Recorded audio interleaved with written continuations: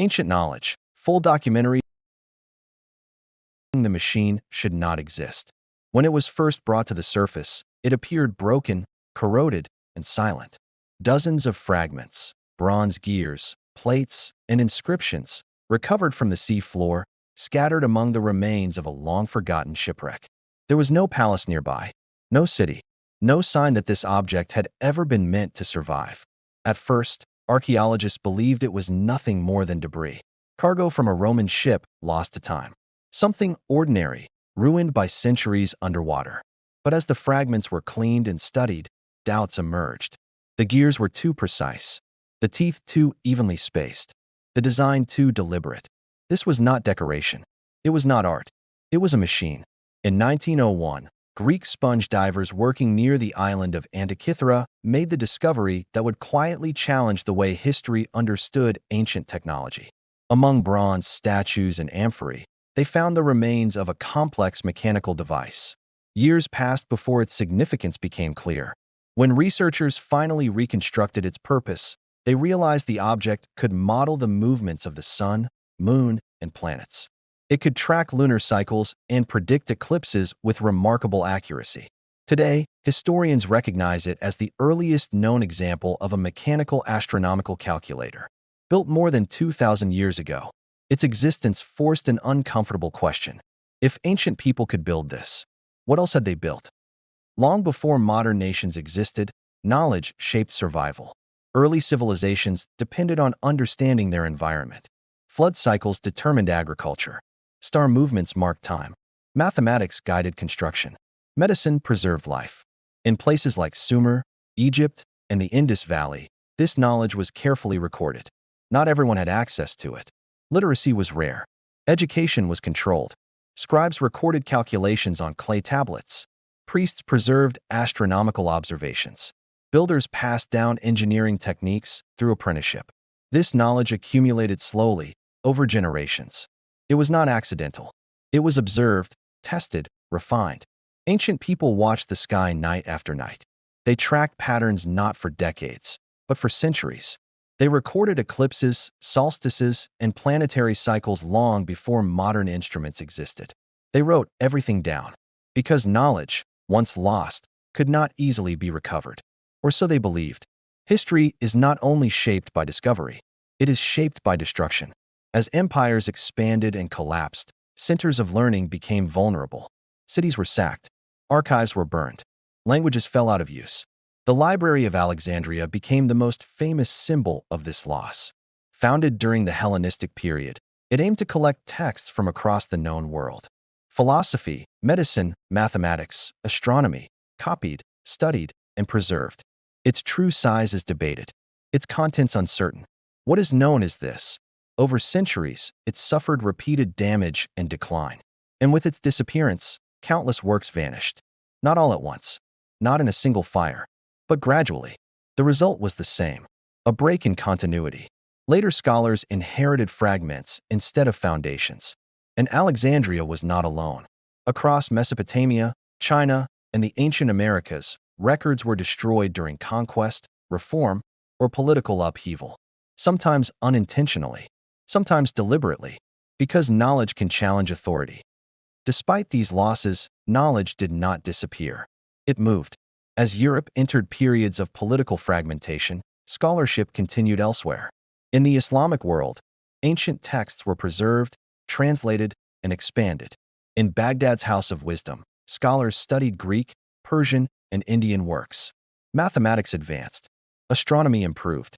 Medical systems became more organized. This was not imitation. It was continuation. But history intervened again. In 1258, Baghdad was devastated during the Mongol invasion. Libraries were destroyed. Manuscripts were lost. Another rupture. Another chapter erased. Yet traces remained. Enough to remind future generations that knowledge had once flowed more freely than history suggested. As archaeology advanced, physical evidence began to raise new questions. In South America, massive stones were cut and fitted with precision that still challenges modern tools. In Egypt, monuments aligned with celestial events demonstrated deep astronomical understanding. In Greece, a corroded mechanism modeled planetary cycles. These were not anomalies. They were reminders. Ancient civilizations were observant, methodical, and capable. They did not rely on myths alone. They relied on measurement. But here is the critical point. Knowledge leaves traces, and traces invite questions.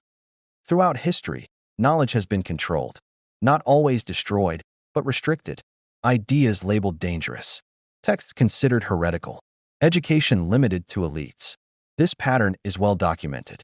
When information challenges power structures, it is often suppressed, not by monsters, by people, by rulers seeking stability, by institutions protecting authority. This is not conspiracy.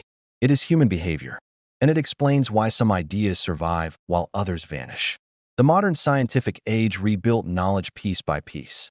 Printing spread ideas. Observation replaced tradition. Experiment replaced assumption. But the foundation was uneven. Some techniques were rediscovered. Others were not. Entire chapters of understanding were missing. We rebuilt astronomy, but lost ancient sky traditions. We rebuilt medicine, but forgot generations of empirical remedies. We rebuilt engineering, but lost certain construction methods. History became a puzzle with missing pieces, and scholars began to notice the gaps. References appeared to books that no longer existed. Mentions of devices never described.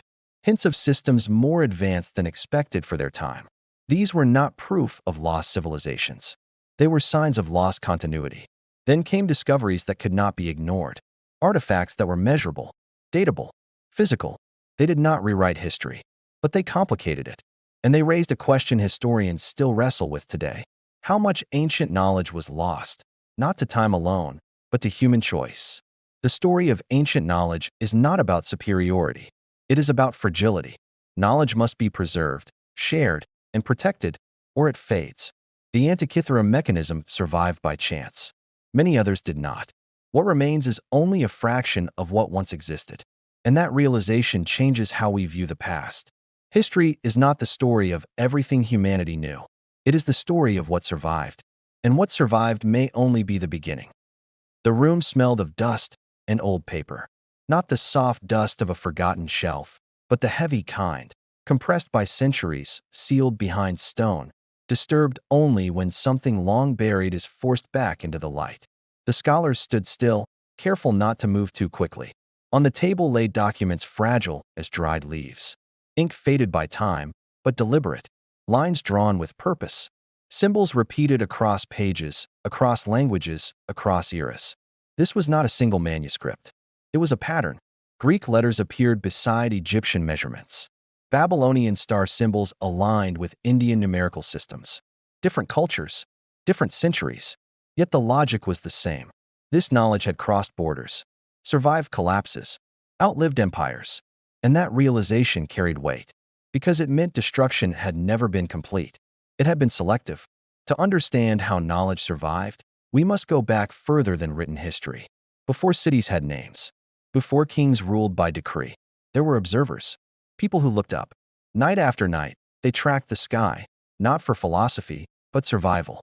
Seasons determined food. Floods meant life or death. Movement of stars became a calendar. Patterns emerged. Stars returned to fixed positions. The moon followed a rhythm. The sun shifted its rising point each year. These were not myths. They were systems, and systems could be learned. From these observations came the first calendars, practical tools used to predict change. Over time, this knowledge separated those who observed from those who followed. Understanding became authority, and authority demanded protection. As societies formed, knowledge became centralized. In ancient Sumer, scribes trained for years to master writing. Clay tablets recorded trade, law, medicine, and astronomy. These were not simple notes. They were databases, generations of accumulated observation. The mathematics was advanced. Base 60 systems, complex fractions, precise calculations. This was not trial and error. It was measurement. But when cities fell, tablets shattered. Libraries collapsed. Fires erased centuries of work. Some tablets survived beneath rubble. Most did not. Enough remained to reveal a truth historians could no longer ignore. Early civilizations were mathematically sophisticated, and they were systematic. In Egypt, monumental construction revealed something equally striking. Massive structures aligned with true north with remarkable precision. temples oriented toward celestial events, architecture designed to reflect astronomical cycles. This required more than observation. It required calculation. But this knowledge was rarely written plainly. Instead, it was encoded within proportions, alignments, and ritual symbolism. Because powerful knowledge attracts risk, and risk invites control. Across the globe, similar patterns emerged in places with no confirmed contact. Stone structures engineered to withstand earthquakes. Water systems still functioning centuries later. Medical practices recorded with surprising accuracy. These achievements did not appear overnight. They required institutions, education, transmission, which suggests something often overlooked. Centers of learning existed long before modern universities. And then, many vanished. The newly uncovered documents revealed subtle clues. References to teachers without names, places without coordinates, libraries without cities. Descriptions were consistent, hidden, mobile, protected. Knowledge no longer lived in one place. It moved. This explained a long-standing historical mystery. Why ideas seemed to reappear suddenly across regions. Why discoveries felt simultaneous across centuries. They were not rediscovered. They were remembered. During collapse, books became liabilities. But memory endured. Monks copied texts by candlelight. Scholars traveled quietly. Teachers passed knowledge orally to avoid destruction. The safest archive became the human mind. Because books can burn, memory adapts. As religions shaped civilizations, they brought structure and meaning, but they also defined limits. Certain questions became dangerous, not because they were false, but because they challenged certainty. Astronomy questioned doctrine. Medicine questioned fate. History questioned authority. Texts were filtered, edited, restricted, often not out of cruelty, but fear. Fear that too much knowledge would destabilize society. In medieval Europe, ancient knowledge returned through translation. Greek works re-entered through Arabic scholarship. Mathematics evolved. Navigation improved. But this revival was incomplete. What returned was only what survived. And survival was selective. One document stood apart. A map, not of land, but of time. It showed peaks of knowledge followed by collapse. Mesopotamia, Indus Valley, Egypt, classical Greece, Baghdad. Each rise followed by silence. Then another rise. This was not coincidence. It was a cycle. And the map pointed to one final location, mentioned only in fragments. A place where knowledge had been reorganized, not displayed. Prepared for a future that never arrived. The expedition was launched quietly. History had taught a lesson. When ancient knowledge is revealed too loudly, it disappears again. The site showed no grandeur, no monuments, just foundations, burn marks, intentional destruction. Shelves collapsed inward, doors sealed after fire. This was not looting. It was erasure. As excavation continued, patterns emerged. Functional rooms, writing spaces designed for speed, large diagrams carved into floors, astronomical calculations, mechanical principles, educational layouts. This was not a temple. It was a classroom, and its students were gone. One inscription remained, carved deeply. It read, "When power fears knowledge, knowledge must disappear to survive." No date, no names, just intent. This was not a lost civilization. It was a retreat, a choice. Ancient knowledge was not primitive. It was interrupted. Human progress was not linear. It rose, collapsed, rose again. And if ancient societies once understood the sky, built machines, and organized knowledge without modern tools, then one question remains. What else did they know? And what were they trying to protect us from? The first copy of the findings never reached the printer. There was no alarm, no smoke, no sign of intrusion. One moment, the files existed, organized, verified, cross-referenced. The next, they were gone. At first, the explanation seemed simple. A technical failure, a corrupted system, an error buried somewhere in layers of code. But when the same disappearance happened again and again, doubt replaced convenience. Each loss followed the same pattern. Always clean, always precise, always just before public release. Nothing else was touched.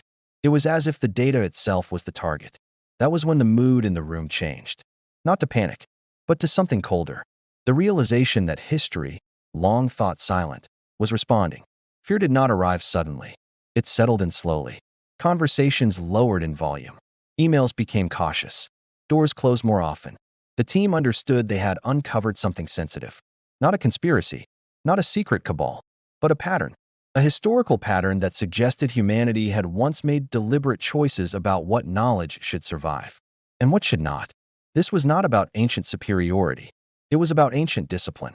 They were systematic thinkers, observers, record keepers, and when collapse came, they adapted, not by saving everything, but by choosing. That choice echoed forward, into the present. As the research expanded, the evidence became impossible to ignore. Technologies surfaced in the archaeological record, then disappeared.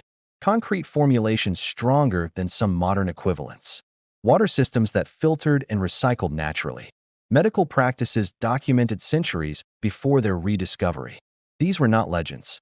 They were referenced in texts, described in fragments, confirmed through material remains. Yet no continuous explanation survived, because explanation requires continuity. And continuity had been interrupted, not accidentally, intentionally. Ancient societies understood something modern civilization often forgets. Knowledge changes behavior. Once people understand systems, they stop accepting inevitability. They stop obeying simply because tradition demands it. They begin asking why. And why has always frightened authority. This was not superstition. It was governance.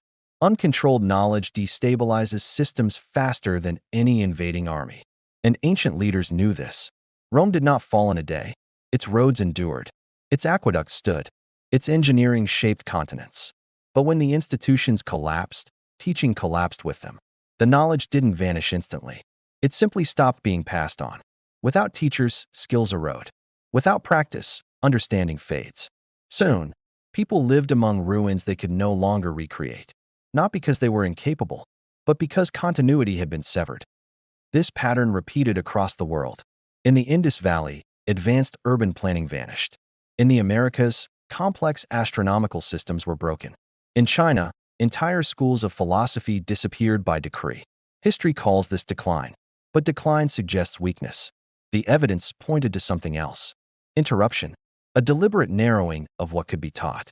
One researcher noticed a recurring sequence: political instability, centralization of power, restriction of education, destruction or filtering of records. This was not chaos. It was administration, a controlled response to uncertainty.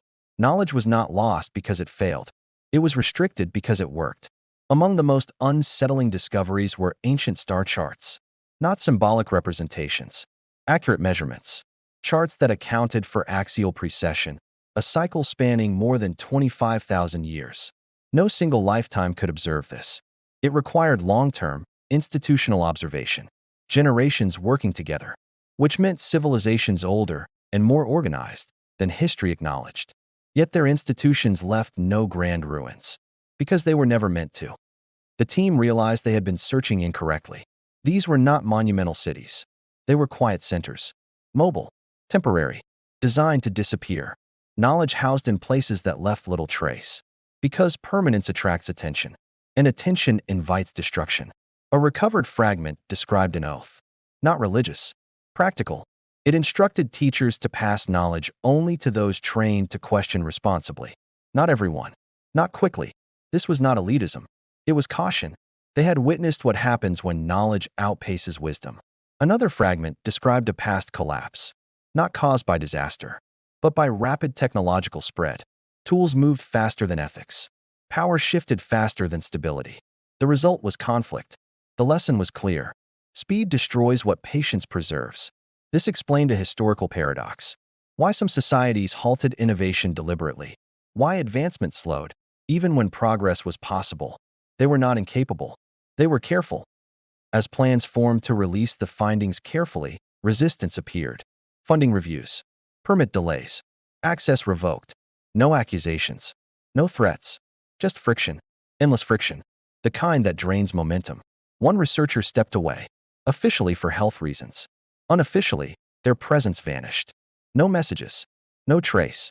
No disturbance. The silence spoke clearly. The remaining team faced an ancient dilemma.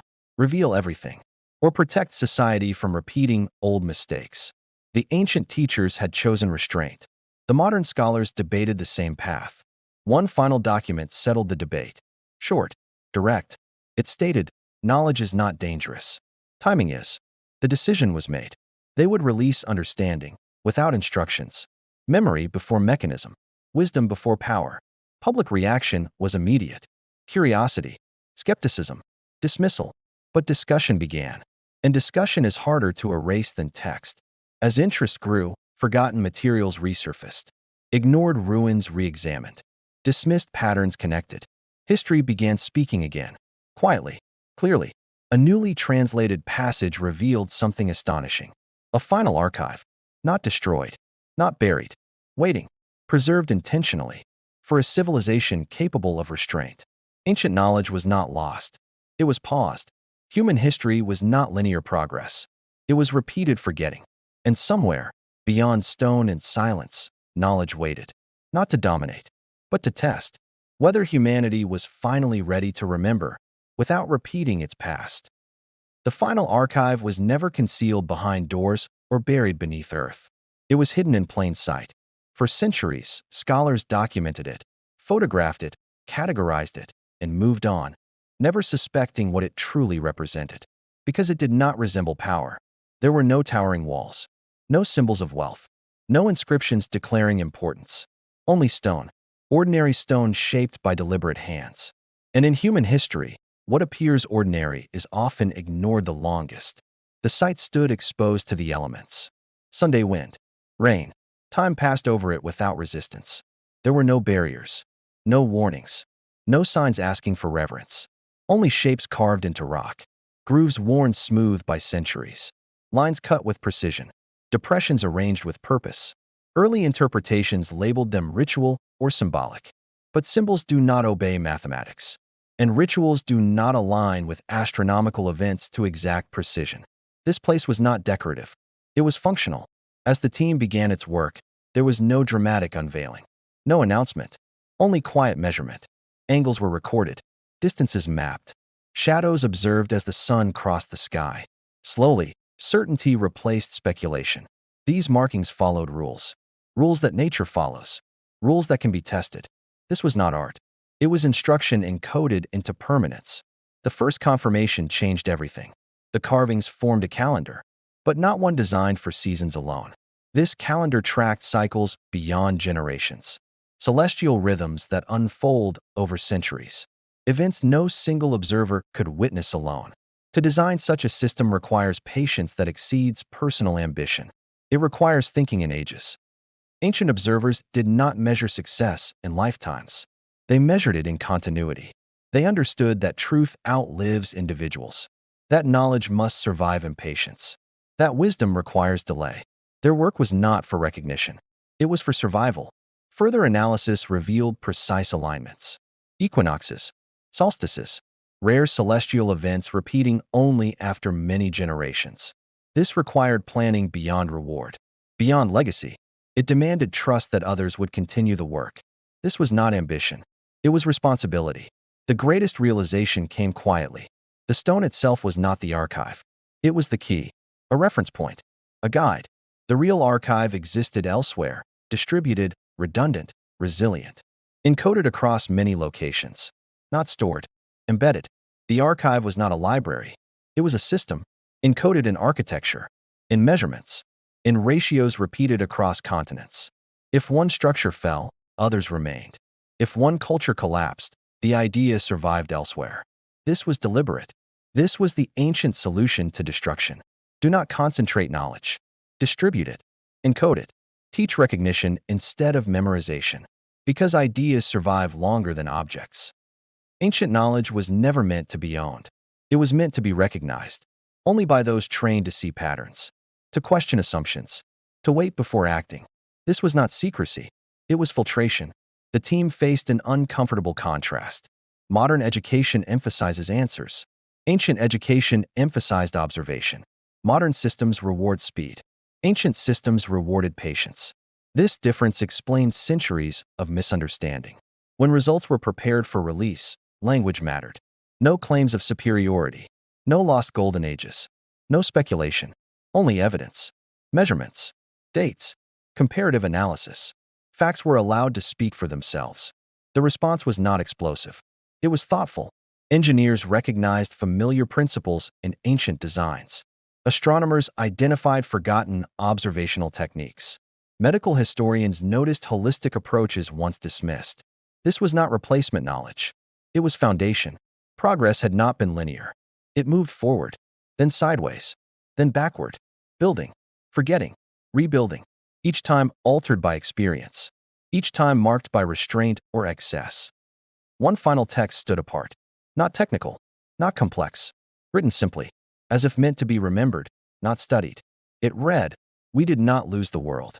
We stepped back so it could survive us." If you read this, remember slowly.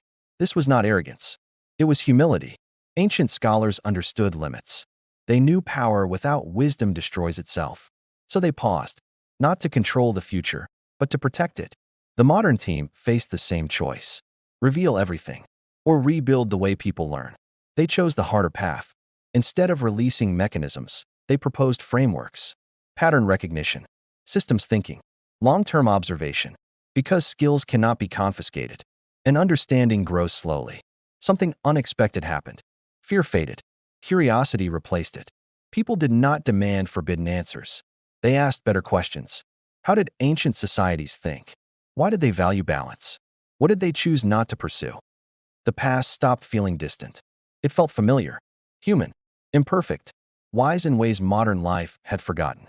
The greatest revelation was not technological. It was moral. Ancient knowledge was about restraint, knowing when not to build, knowing when patience is progress. History books did not change overnight. They expanded. Silences were acknowledged. Forgetting was reframed, not as failure, but as choice. With understanding came responsibility. If knowledge returns, what will humanity do with it? Rush forward or listen first? The final image is not ruins. It is classrooms. Children learning how to observe, how to measure, how to wait. Because ancient knowledge does not belong to the past. It belongs to the future, if the future proves it deserves it.